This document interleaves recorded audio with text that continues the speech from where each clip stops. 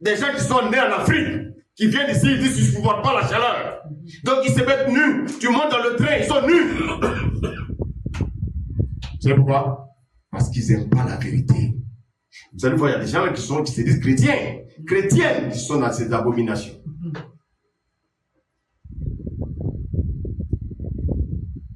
Alléluia. Amen. Vous savez, le diable, il est venu pour rendre les gens aveugles. Mais est-ce qu'on peut rendre aveugle quelqu'un qui est déjà aveuglé? Est-ce qu'on peut rendre aveugle quelqu'un qui est déjà aveuglé? Non. Qui est aveuglé alors? Les hommes du monde sont aveuglés. Mais qui est dans la lumière? C'est qui? Ce sont les enfants de Dieu. Alléluia. Alléluia. Amen. Alléluia. Amen. Alléluia. Amen. Qui est éclairé? Ce sont les enfants de Dieu qui sont éclairés. On ne dort pas, s'il vous plaît. Amen. Et qui est dans les ténèbres? Ce sont les enfants du monde qui sont dans les ténèbres. Alléluia. Amen. Mais le diable, qui va rendre aveugle? C'est ceux qui sont éclairés. C'est ceux qui voient. Les chrétiens sont ceux considérés comme ceux qui voient. Donc le diable, quand il vient, qu'est-ce qu'il fait? Il va les aveugler. Avec quoi? Avec le message du mensonge. Mais malheureusement, il y a des églises où les conducteurs même sont aveugles. Mais si tu es aveugle, tu ne peux que conduire qui? Des aveugles.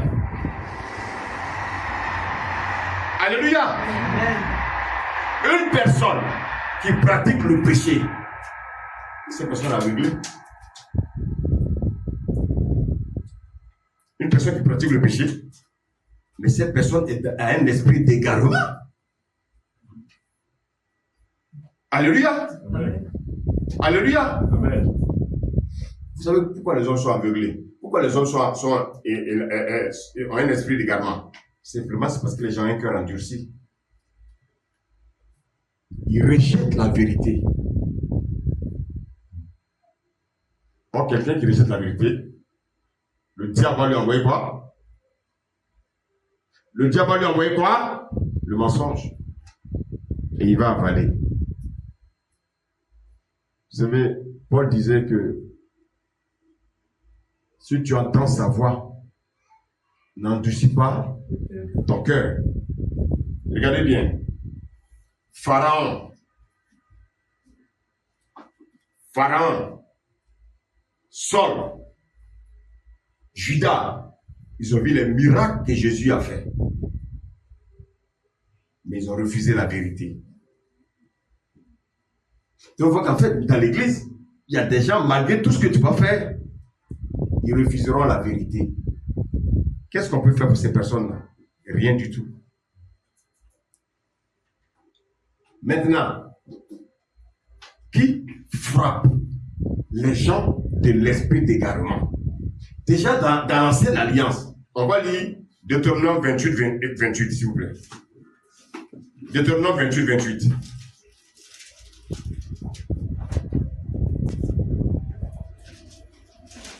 Deutéronome 28.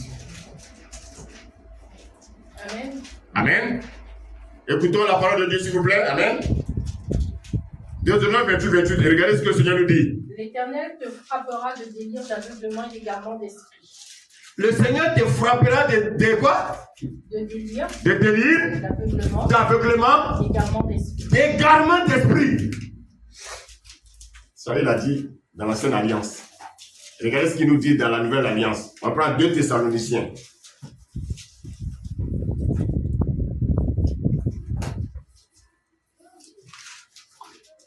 Deux Thessaloniciens 2, à partir du verset, on va lire même à partir du premier verset. Amen. Amen. Vous savez vous-même, frères, que notre arrivée chez vous n'a pas été sans résultat. Oui. Après avoir souffert et reçu des outrages à Philippe, comme vous le savez, nous prîmes de l'assurance en notre Dieu pour vous annoncer l'évangile de Dieu au milieu de bien des combats. Oui. Car notre prédication ne repose ni sur l'erreur, ni sur des motifs impurs. 2 Thessaloniciens 2, c'est ça? Ah non, c'est 1, alors je suis au 1.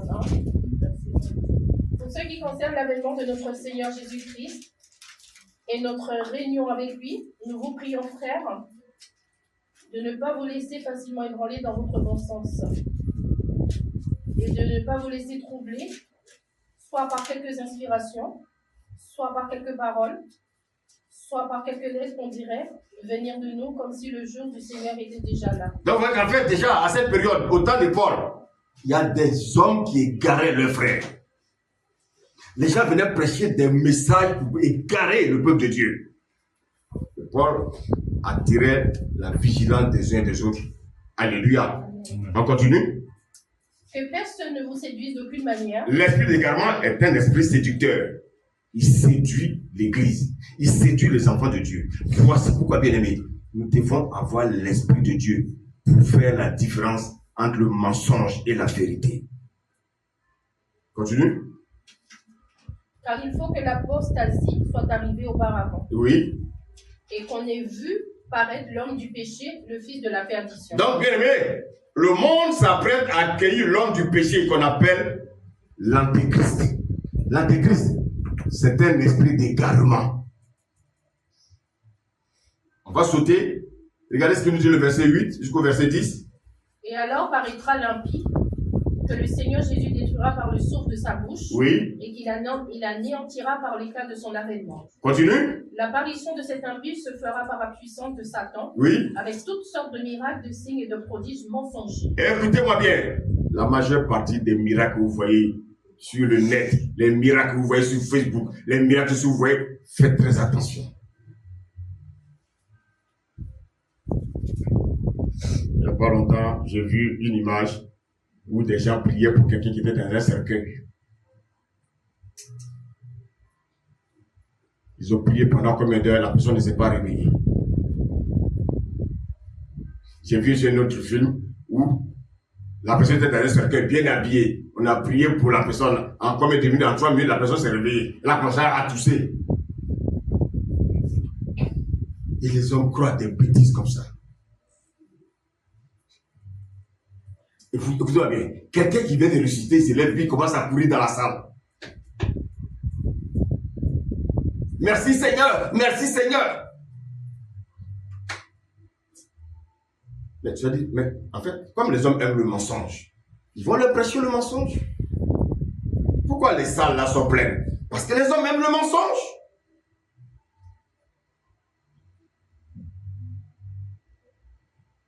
Les hommes, on dit quoi? La Bible dit quoi? La Bible dit, l'homme impie, il a déjà équipé des gens. Parce que quand on lit 2 Jean 1,18, la Bible dit quoi? Il y a déjà des antéchrists.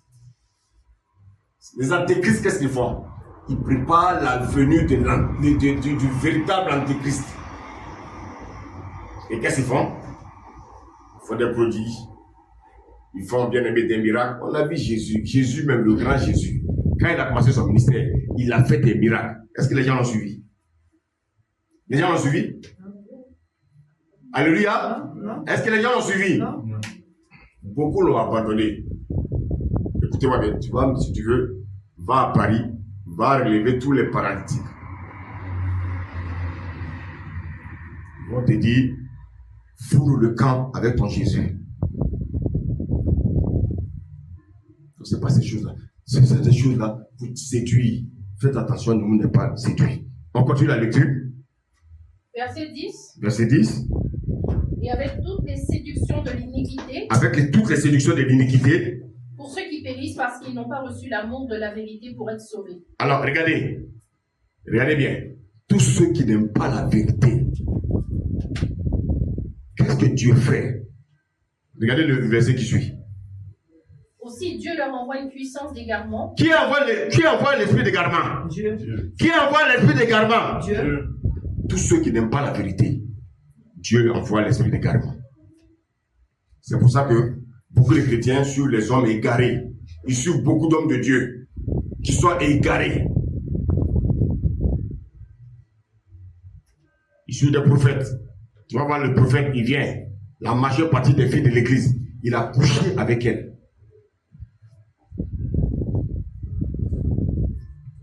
Parce que les hommes n'aiment pas la vérité. Donc Dieu lui-même, il leur envoie un esprit d'égarement. Alléluia. Donc c'est Dieu lui-même qui envoie l'esprit d'égarement. On voit que beaucoup de chrétiens sont égarés. Et on le voit dans leur comportement. On le voit dans leur agissement. On le voit dans leur langage. Ils sont totalement égarés. Vous savez pourquoi? Parce qu'ils sont conduits par l'esprit d'égarement.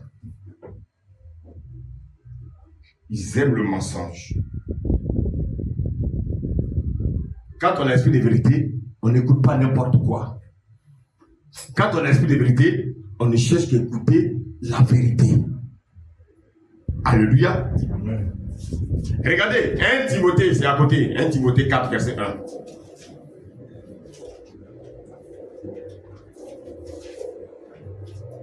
Timothée 4, verset 1. Amen. Amen.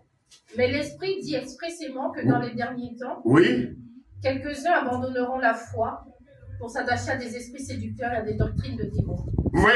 Donc le Seigneur dit, beaucoup vont s'attacher à des doctrines de démons. C'est l'esprit d'égarement. Il y a des gens, tel pasteur, frère, est-ce que tu as son témoignage? Moi, je ne peux pas n'importe qui. Parce que je veux préserver mon âme. Regardez 2 Timothée 4, verset 3. Bon, lis à partir du verset 2. 2 Timothée 4, à partir du verset 2. Écoutez ce que le Seigneur nous dit. Prêche la parole, insiste en toute occasion. Prêche la parole, insiste en toute occasion, c'est ce qu'on fait. Oui. Mais favorablement. Oui. Reprends. Quand ça ne va pas, on vous reprend. C'est de l'amour. C'est pas parce qu'on vous reprend qu'on est méchant. Ça, si tu as cette mentalité, c'est que tu n'as rien compris à ce qu'on appelle l'amour.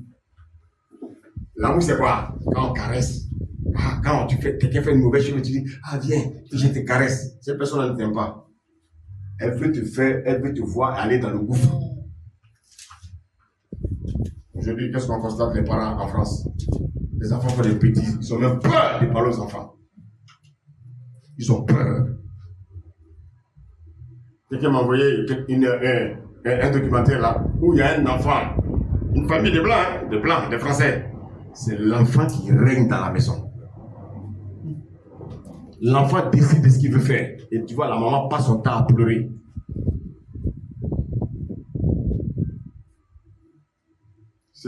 Dites-moi, c'est ce genre de famille-là que vous voulez? Où les enfants dominent, mais c'est que vous avez perdu votre tête. Ou ce sont les enfants qui décident. Si vous êtes à ça, vous avez perdu. Mais les enfants, écoutez-moi bien. Si vous faites ça, vos parents, vos enfants aussi vont vous faire ça. Un enfant qui ne respecte pas son père, qui ne respecte pas sa mère, bien aimé, lui aussi, écoutez-moi bien, s'il ne change pas, ses enfants aussi ne vont pas le respecter. Et quand ton enfant ne va pas te respecter, le Seigneur va t'envoyer les images.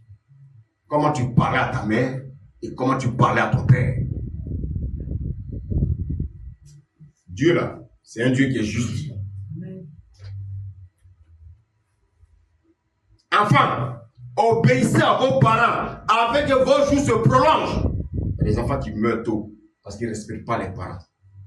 C'est biblique. Éphésiens 6, versets 1 à 3.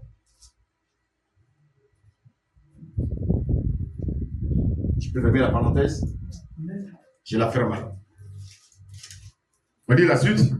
Censure, exhorte avec toute douceur et en instruisant. Continue. Car il viendra un temps où les hommes ne supporteront pas la saine doctrine. Les hommes n'aiment pas la vérité. La Bible dit, il viendra un temps où les hommes n'aiment pas la vérité. La saine doctrine, c'est la vérité. Oh, je me fais comprendre. Amen. La saine doctrine, c'est la vérité. C'est pour ça que bien aimé, nous devons prêcher la saine doctrine. Ça brûle, non? Ça brûle le cœur quand vous entendez. C'est ça qui va vous sauver. Si on ne vous dit pas la vérité, Satan va vous ravir. Il faut vous dire la vérité pour que le mensonge s'éloigne de vos vies. Est-ce que vous m'aimez encore? Amen. Vous m'aimez? Amen. Ok. Moi aussi, je vous aime. C'est pour ça que je préfère vous prêcher la vérité. Bien. Vous ne voyez pas que ce monde est pourri. Un monde qui est dans la pourriture. Pourri.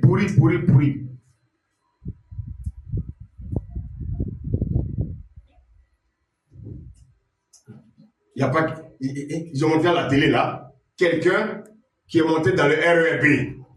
Il allait déféquer sur une chaise. Mais, non, mais ce monde est un monde animal. Ce sont les animaux qui vivent ici. REB. Les gens vont dans le train, quelqu'un a déféqué sur la chaise. Vous savez pourquoi les gens font ça? Ils sont égarés.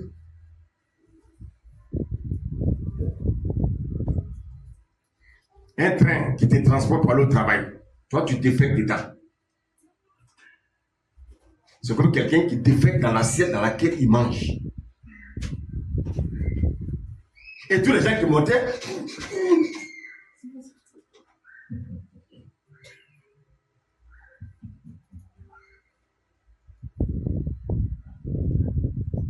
Alors, si on ne vous prêche pas la vérité, vous allez faire comme ces gens-là. Si on ne prêche pas la vérité, vous allez faire comme vos amis en classe. Alléluia. Il ne faut pas faire comme vos amis, il faut faire comme Jésus. Dis Amen. On continue la lecture. Mais ayant la démangeaison d'entendre des choses agréables. Ils veulent entendre des choses agréables. Comme ils veulent entendre des choses agréables, le diable leur envoie, des pasteurs leur envoient des messages de mensonges. Dites-moi, quelqu'un qui a un nez qui est coupé, écoutez-moi bien, regardez, si moi mon nez est tranché, j'ai un beau nez. Est-ce que le nez est beau? Le nez est beau? Non. Mais le pasteur m'a dit j'ai un bon nez. Alors que lui-même, en disant ça, il sait qu'il ment. C'est ce que vous aimez. Vous voulez le mensonge. Vous voulez entendre des choses qui font du plaisir à vos oreilles. Vous voulez que vos oreilles entendent des choses qui vous font plaisir. Mais vous ne voulez pas écouter ce qu'on vous dit qui est la vérité. Voici pourquoi. Alléluia. Amen. Comme ils aiment entendre des choses qui font plaisir à leurs oreilles, qu'est-ce qu'ils vont faire? Et la suite? Ils se donneront une foule de docteurs selon leur propre désir. Ça dit quoi? Ça dit, ils vont eux-mêmes chercher les pasteurs qui vont écouter. Quand il va sur Internet, quand il voit l'apôtre Niam qui dit, ah non, il est trop dur, il est trop dur. Il va chercher quelqu'un d'autre. Quelqu'un qui avait dit, l'amour, oh, l'amour, l'amour, oh, l'amour. Je t'aime tout. Oui, l'amour, c'est pas ça. Quelqu'un qui avait dit, oh, je vois, tu vas être riche. Dieu t'a enrichi. Quel enrichi? Depuis, on dit que vous serez riche là. Il y a combien qui sont riches? Dites-moi, il y a combien de chrétiens qui sont riches? Dites-moi, donnez-moi un nom. Ce sont les païens qui sont riches ici. Dieu n'est pas venu pour qu'on soit riche. Dieu est venu pour qu'on soit dans un nouveau royaume qui est déjà préparé pour nous. Vous n'avez pas compris ça? C'est pour ça que nous avons été sauvés. Dieu ne nous a pas sauvés pour qu'on soit riche. Dieu ne nous a pas sauvés pour qu'on se marie. Non. Dieu ne nous a pas sauvés pour qu'on ait des enfants. Si tu as cette intelligence, si Dieu ne t'a pas sauvé pour que tu aies de belles voitures, Dieu ne t'a pas sauvé pour que tu achètes des maisons, c'est pas pour ça que Dieu t'a sauvé. Dieu t'a sauvé pour que tu ailles dans ce royaume où il a été de construire une place. Il dit qu'il a été de te préparer une place.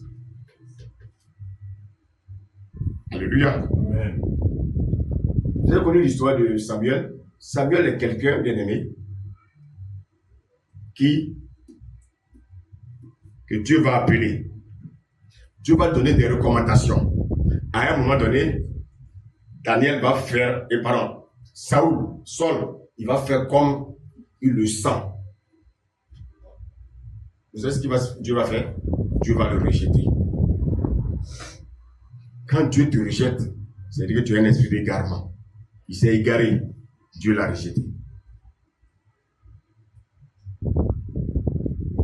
Et donc, ces personnes qui vont se donner une foule de docteurs, regardez le verset 10, le verset 4 de Timothée 4. Regardez, qu'est-ce que le Seigneur nous dit? Détourneront l'oreille de la vérité. Ils détourneraient l'oreille de la vérité. Quand quelqu'un détourne l'oreille de la vérité, c'est parce qu'il veut attendre quoi? Le diable va t'envoyer le mensonge. Il n'y a pas trois choses. Soit c'est la vérité, soit c'est le mensonge. Alléluia. Les enfants là, les jeunes là, vous qui aimez les vêtements de mode là, quand c'est pas la mode, qu'est-ce que vous faites? Vous détectez ça vite. Ah non, ça c'est contrefaçon, hein. C'est pas ça. Mais quand vous prêchez la vérité là, ça vous dérange. Alléluia. Amen. Tu achètes une chaussure pour ton enfant, il va regarder la chaussure comme ça, il va regarder. Et en regardant la chaussure, il pense à ses amis à l'école qui vont se moquer de lui. Soyez vous-même. Alléluia. Amen. Soyez vous-même. Amen. Celui qui n'est pas d'accord avec la chaussure que je porte, n'a qu'à aller m'acheter une autre chaussure. Amen. Amen. C'est ça qui pousse les jeunes à devenir des voleurs. Moi, ça a volé. Maintenant, dans la maison, l'argent disparaît, on ne sait pas. 3 jours après, il a un nouveau Stan Smith. Il a pris ça où? Il ne travaille pas. Soyez humbles. Alléluia. Amen. Alléluia. Amen. Vous savez, il n'y a rien de nouveau sur le soleil. Celui qui n'aime pas la vérité, il va être rattrapé par le mensonge. Alléluia. Amen. Quand Saoul a été chassé, regardez l'esprit. Quand il a été égaré, il va chercher à tuer qui? Il va chercher à tuer David. Rien ne change. Quand on a un esprit d'égarement, on cherche à tuer ses frères chrétiens. On cherche à les vilipender. On cherche à les calomnier. On fait des commérages. Parce qu'on veut tuer leur vie chrétienne. On veut tuer la flamme qui est en eux. On veut tuer l'onction de l'homme de Dieu. Donc qu'est-ce qu'on fait? On cherche à le décourager. On raconte des commérages sur lui. Heureusement qu'on a un Saint-Esprit qui nous fortifie. Dis Amen. Amen. Ceux qui ont un esprit d'égarement, qu'est-ce qu'ils font? Ils aiment créer des complots. Au lieu de te dire la chose, il va prendre ça par téléphone. Il va appeler mon désir. Oui, mon désir, il va appeler après, qu'on appelle ça, Jourdain. Il va appeler, comment appelle Ryan. Maintenant, vous qui écoutez ces commérages-là, il est en train aussi de vous infecter avec son esprit d'égarement. Ok, monsieur? Amen. Donc Saoul, qu'est-ce qu'il va faire? Il va traquer David, chercher à le tuer, comme Caïn a traqué Abel pour le tuer. Donc tous ceux qui ont l'esprit d'égarement, ils vont chercher à vous traquer. C'est pour ça que quand un frère vous approche, commence à parler d'un autre frère, chassez-le. Alléluia. Alléluia. Amen. Chassez-le. Parce que sinon, il va t'envoyer l'esprit d'égarement. Alléluia. Amen. Quand vous lisez également dans un roi, on ne va pas le lire, un roi 22, il est question de l'histoire d'un roi qu'on appelle Akab. Akab, il a reçu un roi qu'on appelle Josaphat. Et ils ont reçu donc une recommandation. Et pour que ce soit favorable, ils voulaient avoir l'avis des prophètes. Ils ont envoyé des faux prophètes. La prophétie des faux prophètes, là, bien aimé, allait en faveur de Akab. Mais Josaphat a dit, mais à part ces prophètes, il n'y a pas un autre prophète. On dit non, il s'appelle Michée. Ah, Michée, il ne blague pas. Michée, c'est la vérité qui sort de sa bouche. Vous savez, les faux prophètes, c'est le mensonge qui sort de sa bouche. Et Akab a dit non, non, non. Et Michée, il ne proclame jamais rien de bon. Rien de bon ne sort dans sa bouche. Vous savez pourquoi? Tous ceux qui prêchent la vérité, ceux qui sont égarés, considèrent que rien de bon ne sort de leur bouche. Parce que lui va te dire la vérité. Il ma fille, je te prêche, je te dis la vérité. Mais un autre, il va venir, il va te tromper. Il ne t'aime pas. Il faut faire attention aux mensonges qui nous égarent. Ne vous laissez pas égarer par les mensonges. Alléluia. Amen. Vous connaîtrez la vérité vous rendra libre. Regardez la parole. Je suis en train de la prêcher. Elle semble banale, mais elle produit des effets. Regardez. Prenez un grain de maïs. Mettez ce grain là sous terre. C'est un acte banal. On ne considère pas cet acte-là. Mais revenez dans un mois. Qu'est-ce que vous allez constater? Le maïs va faire quoi? Il va pousser. Pourtant, c'est un acte banal. La parole, c'est une sémence. La parole, là, c'est une sémence. Ce qui est sorti de ta bouche, là, toi, tu as négligé. Mais ça va te rattraper. C'est pour ça que le Seigneur dit qu'il ne sort de vos bouches de bonnes paroles. Si je suis là toujours à dire à mon enfant, tu ne vaux rien, tu ne vaux rien, tu ne vaux rien. Quand son bulletin vient de l'école, c'est même pas peine de regarder s'il est premier. Parce que moi-même, je l'ai maudit, j'ai dit qu'il ne vaut rien. Il sera le dernier. Sortez de vos bouches des paroles qui bénissent. Dites Amen. Amen. Alléluia. Amen. Alléluia. Amen. Il faut que tout ce qui sort de nos bouches soit vrai. Aujourd'hui, la multitude des églises sont des esclaves du mensonge. On ment pour maintenir captifs les enfants de Dieu. On ment parce qu'on veut avoir la multitude pour dire qu'on est des véritables hommes de Dieu. Mais un véritable homme de Dieu, ce n'est pas le nombre des fidèles, non. Un véritable homme de Dieu, bien aimé, c'est la paix de Dieu sur sa vie. Dis Amen. Amen. Est-ce que vous m'écoutez ce matin? Vous savez, il y a un disciple du Seigneur qu'on appelle Pierre. Il s'appelait Simon. Ça a été révélé tout à l'heure. La Bible dit quoi? Il a dit au Seigneur, vous savez, quand Jésus est mort, Paul est retourné dans ses activités du monde. Donc Paul s'est égaré. Mais quand Jésus est venu, il allait le chercher. Donc vous voyez qu'en fait, il y a des égarements, il y a des petits égarements où on peut aller rechercher les gens. Il y a des grands égarements.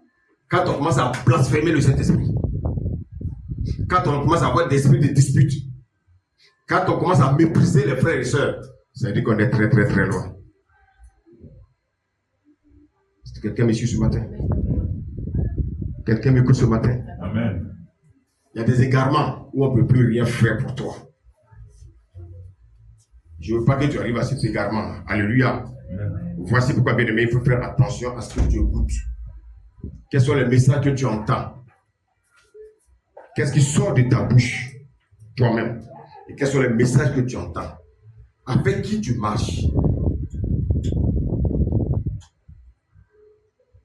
Il y a des égarements. Dieu, qu'est-ce qu'il va faire dans son amour? Il va mettre des frères et sœurs sur ton chemin. Mais il ne faut pas qu'ils viennent te parler dans la chair. Alléluia. Amen. Il faut qu'ils te ramènent en te prêchant l'évangile.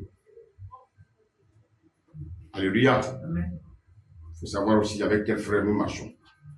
Vous savez, la Bible dit que, on va lire un passage, s'il vous plaît, Galates 2. J'ai presque fini là. Galates 2. Galates 2 à partir du verset 11. Regardez, hein, regardez bien. C'est vraiment quelque chose qui m'a marqué. Amen. Amen. Écoutons la parole de Dieu, Galates 2, à partir du verset 11. Mais lorsque Céphas vint à Antioche, je lui résistai en face parce qu'il était répréhensible. Et pourquoi?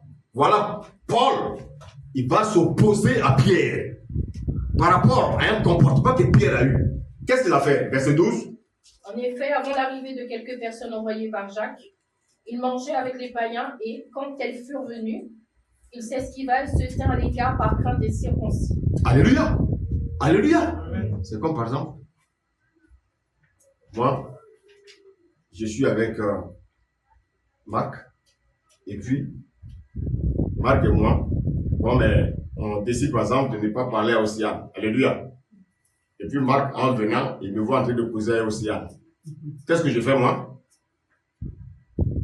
Qu'est-ce que je fais? Quand je vois Marc venir, qu'est-ce que je fais? Je cherche à m'éclipser. Alléluia. C'est ce qui est arrivé à Pierre. Pierre, les Juifs ne voulaient pas manger avec les païens. Ils ne voulaient pas se marcher avec les païens.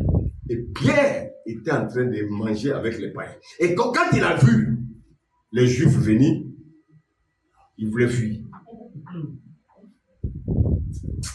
Voilà, dit toi, tu es un hypocrite. Vous savez, les frères hypocrites, il faut les reprendre là. Il a repris Pierre sur le champ. Il a dit, tu te comportes, tu n'es pas converti toi. Les Juifs comme nous, les Juifs comme les païens, nous tous, nous sommes maintenant en Christ. Il n'y a plus de différence.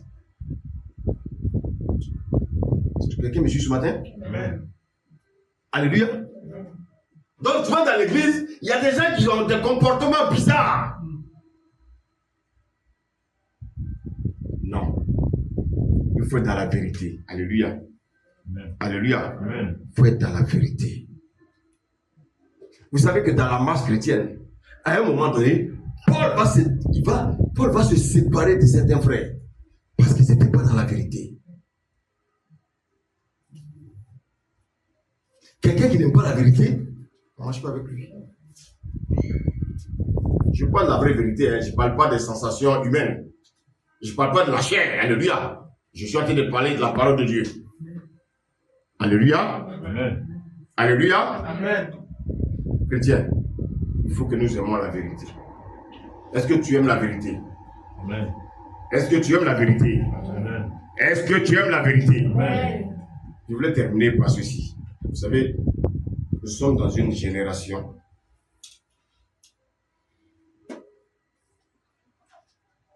qui aime se justifier. Si vous marchez avec un ami qui aime se justifier, fuyez-le. Nous sommes dans une génération où les hommes aiment les calomnies. Ces personnes-là sont égarées. Fuyez-les. Nous sommes dans une génération où les gens sont dans la rébellion, dans l'impudicité. Si tu vois que ton ami est dans l'impudicité, reprends-le. S'il ne veut pas changer, fuis-le. Je me fais comprendre ce matin? Amen. Ce n'est pas un jeu. Hein?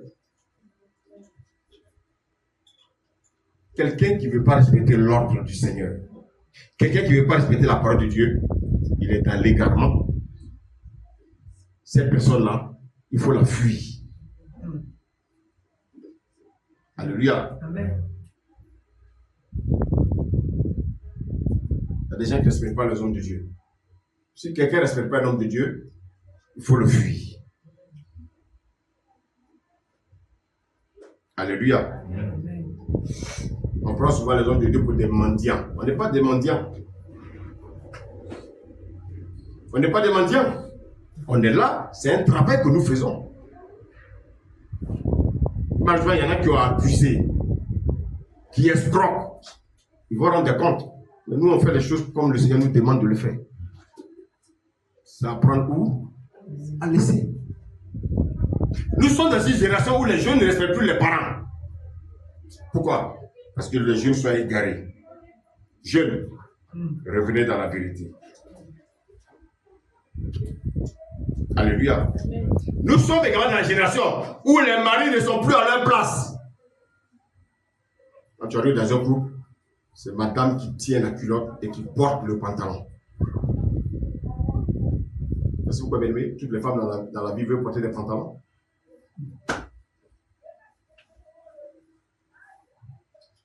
Nous sommes dans une génération où les hommes, avant de venir servir Dieu, ne passent pas par le brisement. Ils ne passent pas par le désert. Voici pourquoi l'église est dans l'égarement. Les églises sont égarées. Les gens ne sont plus dans la vérité. On prêche parce qu'on veut avoir le maximum de personnes. Mais on ne prêche pas pour avoir des disciples de Christ. Alléluia. On est dans une génération où les hommes sont remplis d'orgueil. les hommes qui ne respectent plus leurs frères, qui ne respectent plus les hommes de Dieu. Parce que, d'après eux, ils ont une connaissance. Alléluia. Alléluia. Amen. On est dans un monde où l'esprit des eaux veut, bien aimé, changer la nature des choses en polluant la vie des hommes, la vie des femmes. Les hommes ne veulent plus être naturels. On veut être sophistiqués. Les choses naturelles, on n'en veut plus. C'est l'esprit des eaux qui nous pousse dans l'égarement. Alléluia. Alléluia. Amen. Toi qui m'écoutes, si tu sens au travers de ce message, que ce message te parle et que tu constates que tu es sur le chemin de l'égarement, le Seigneur te donne l'occasion de te repentir. Toi, un homme de Dieu, si on te critique, ne baisse pas les bras. Non, ne baisse pas les bras. Parce que si tu baisses les bras, c'est comme si tu étais un lâche. Chrétien, si on te critique, ne baisse pas les bras. C'est parce que tu veux dire que tu es lâche. Ce sont les lâches qui abandonnent. Ah, vous savez que les lâches n'hériteront pas le royaume. Alléluia. Alléluia. Amen. Vous savez, je vais vous dire une chose pour terminer. Les hommes vont vous abandonner. Ta maman même peut t'abandonner. Ton papa peut t'abandonner. Tes propres enfants que tu as mis au monde, qui sont sortis de tes entrailles, peuvent t'abandonner. Ils peuvent même t'égarer. Alléluia. Mais je veux que tu acclames. Jésus ne t'abandonnera jamais. Amen.